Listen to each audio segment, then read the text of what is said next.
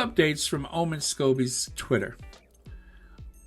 A Sussex source says that the Queen was the first family member Harry called after Elizabeth's birth, and during that conversation, he shared the couple's hope of naming their daughter in her honor. Had she not been supportive, they would not have used the name. Those close to Prince Harry confirmed that he spoke to close family before the announcement, so perhaps this report highlights just how far removed aides within the institution who learned of the baby news along with the rest of the world now are from the Sussex's private matters. This whole thing about the baby's name is just spinning out of control. Can there be that much hostility and hatred? This looks so bad for the British people. For the people in Britain, and I'm not speaking to the people that are supporters of the Duke and Duchess of Sussex. I'm speaking to what seems like a majority of those that read the tabloid newspapers that have joined in on this bandwagon. I don't think that they understand how wicked and nasty this is and how it reflects so poorly on the British people as a whole. I'm going to tell you, looking at Opie's Twitter, I noticed that when the question came up about whether or not they should remove the Queen's portrait.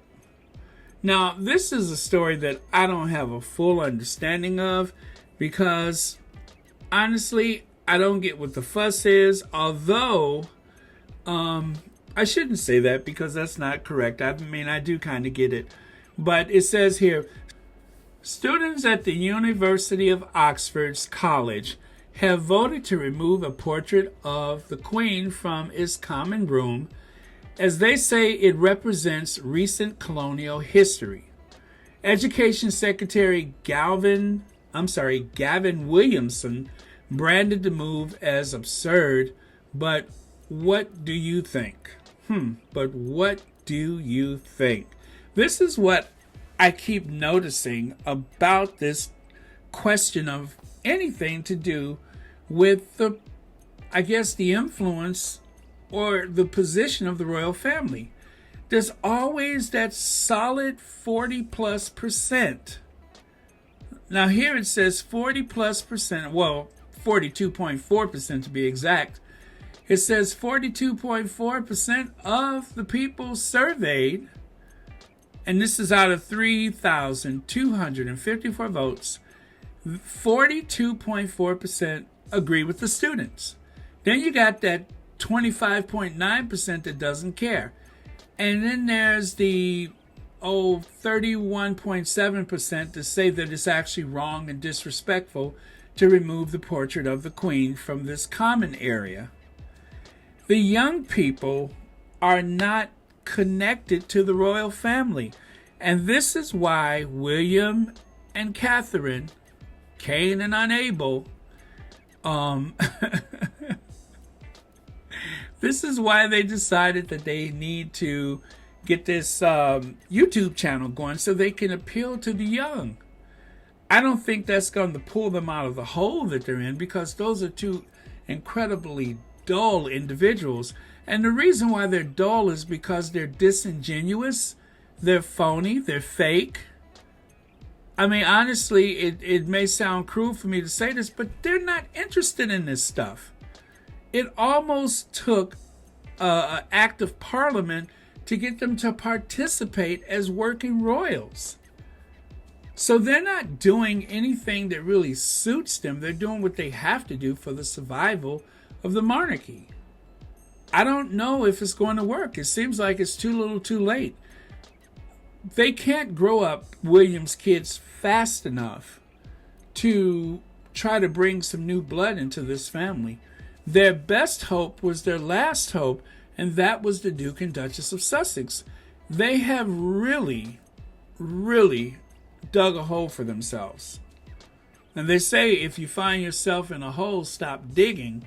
But they just keep digging. And the fact that the palace, or who's ever in charge over there, the fact that they have allowed the birth of this baby to be corrupted with this question of whether they have or have not spoken to the Queen, whether they have or have not asked her for permission, it should not matter. Why is this even a question?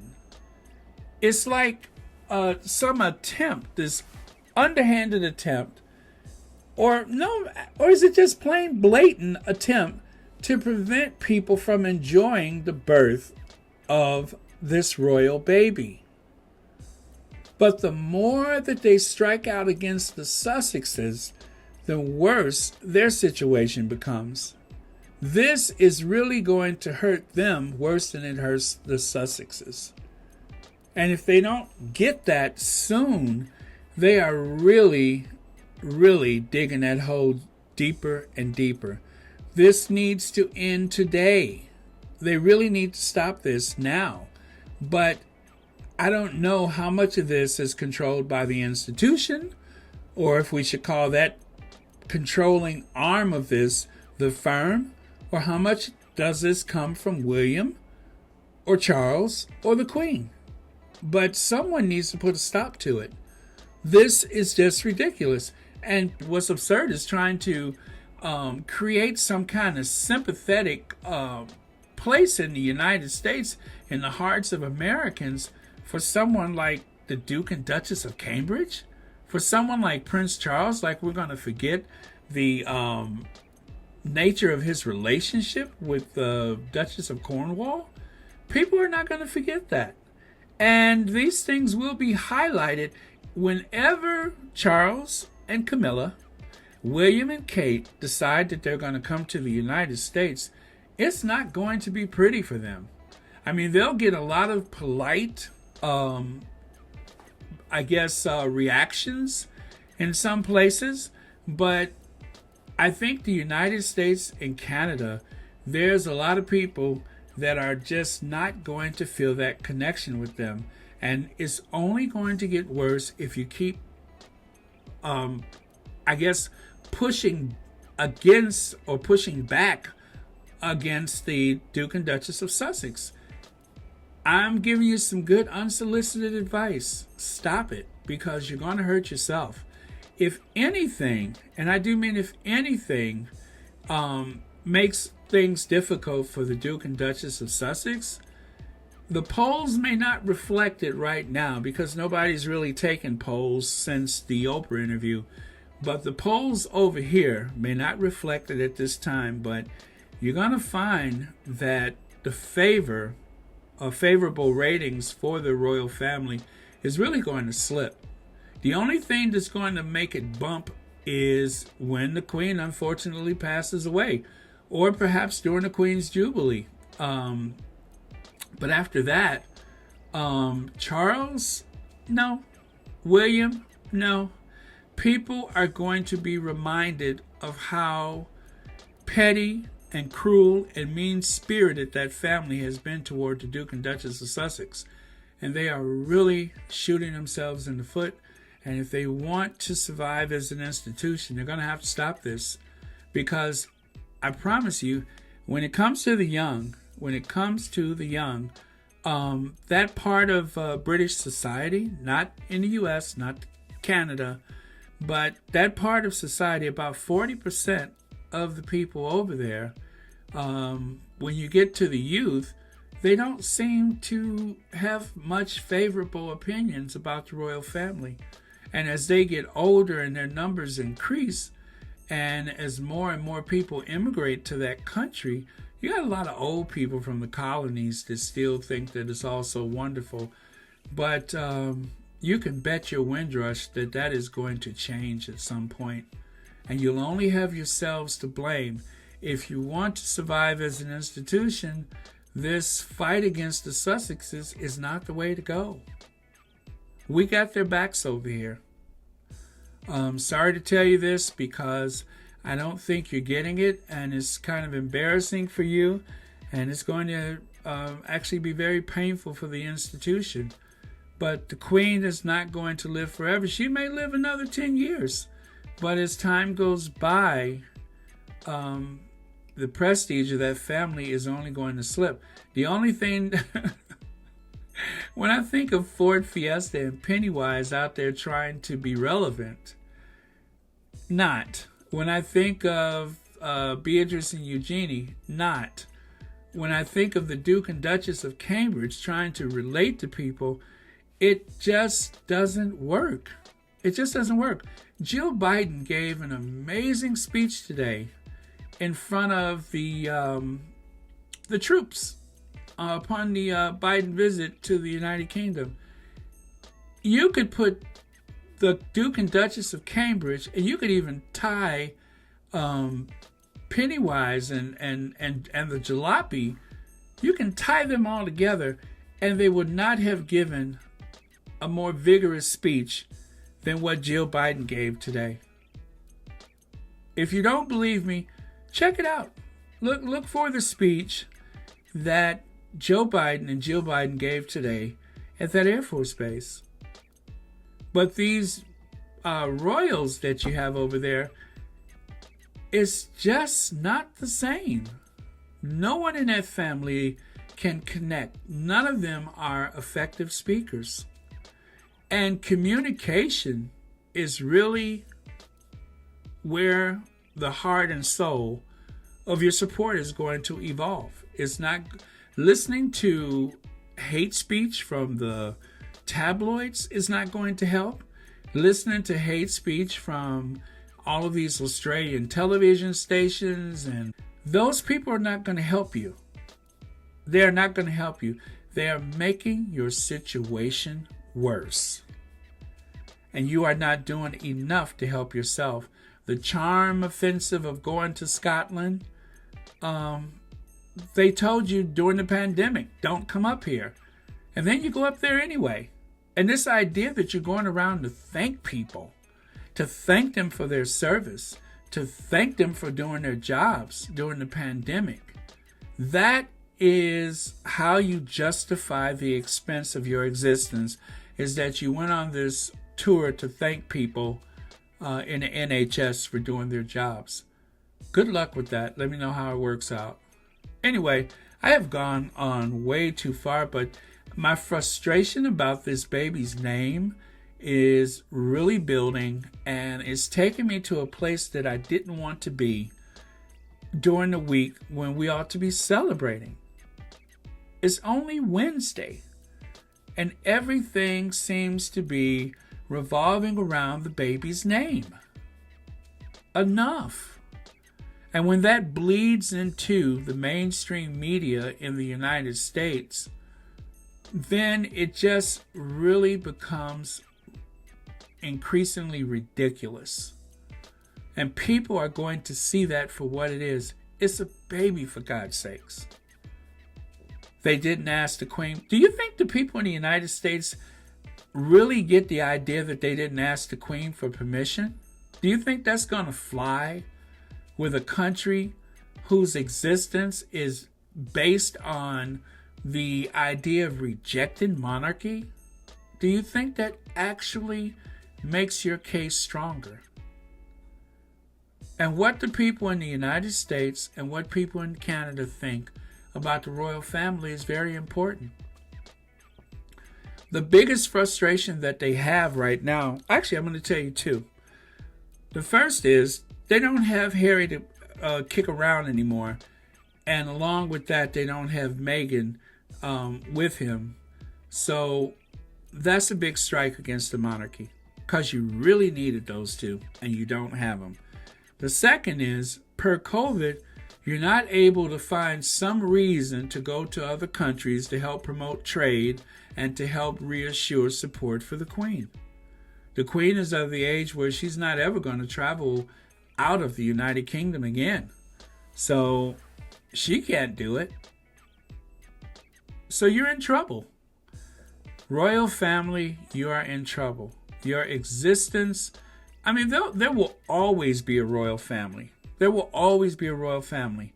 But this large, bloated institution that exists today with all these properties and all these art collections and jewels and such, will that exist Can't be sure.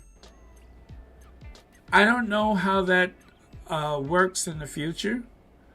And I can agree that they should be non-political, but I also agree that they really don't serve much purpose if they're not doing more to elevate the circumstances of people that need help the most. Meghan and Harry get that. Harry realized his life calling a long time ago was to be in service of other people. Not an elite type of service, but actually in service to make sure that there was funding available, to make sure people were helped. Not just in an office, not in a cubicle, but on the ground. Not just working the phone, but showing up.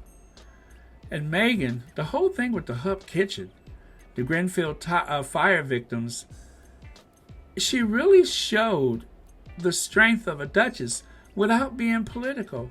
And look at how ugly and awful and nasty they made that whole thing about her supporting these women who happen to have been Muslim or from the Middle East or African. Look at how they made that seem like it was just so diabolical. They did that. Instead of focusing on the good of the cookbook, let's find some way to undermine her. Those women were so loyal to her that very little was known about some of the visits that she made quietly and discreetly to help. Because of her, they have a kitchen that's open more hours of the week, more days of the week. They brought attention to people that were in need. Do the other royals do that? Especially a newly minted duchess? Does anybody think that Kate is capable of that? And I hate to make the comparison, but this is the one that they're uplifting because she says very little, and finally she's doing some work, which is a good thing. Even though she was so tired, according to the Tatler. But this is the person that they're uplifting.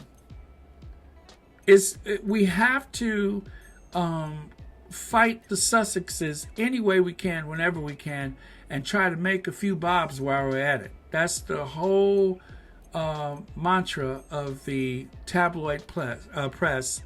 And then, of course, those, the people in the palace, the men in gray suits. I learned from watching Downton Abbey and a few other programs about the aristocracy.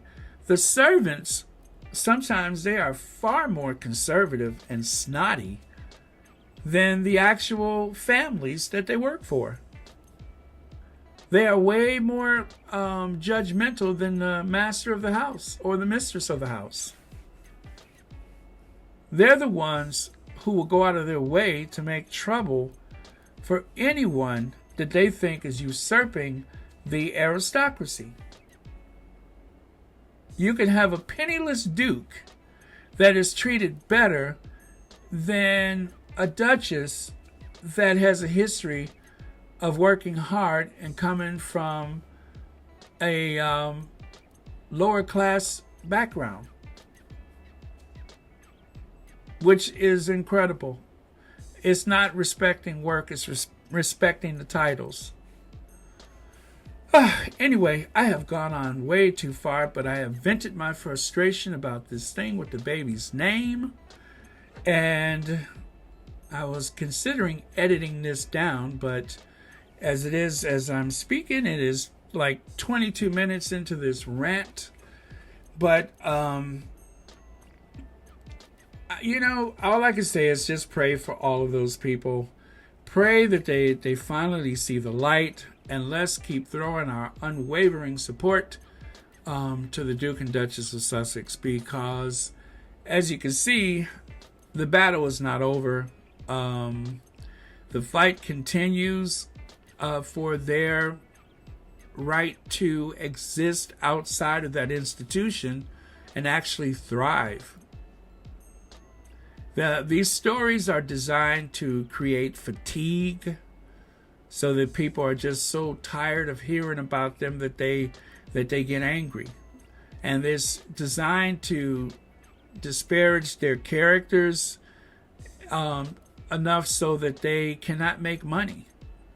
It's designed to make them fail. And we're not going to give them the benefit. And that's why I got a whole bunch of stuff associated with the Duke and Duchess of Sussex. And whenever possible, wherever possible, within my budget, I'm going to keep buying stuff because I hate a bully.